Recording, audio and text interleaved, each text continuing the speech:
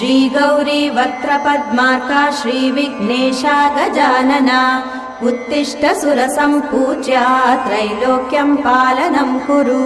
श्रीगौरी वक्त्रपद्मार्का श्रीविघ्नेशा गजानना उत्तिष्ठ सुरसम्पूज्या त्रैलोक्यं पालनं कुरु उत्तिष्ठोत्तिष्ठ हेरम्बा उत्तिष्ठ गणनायका उत्तिष्ठ करुणापूर्णा भक्तानां भाग्यदायका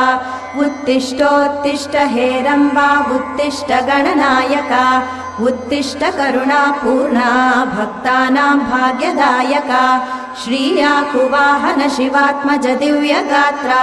श्रीभिन्नदन्तधनुजान्तक सूक्ष्मनेत्रा सर्वार्ति दुःखशमना फणिराजसूत्रा देवा गणेश्वर विभो तव सुप्रभातम्।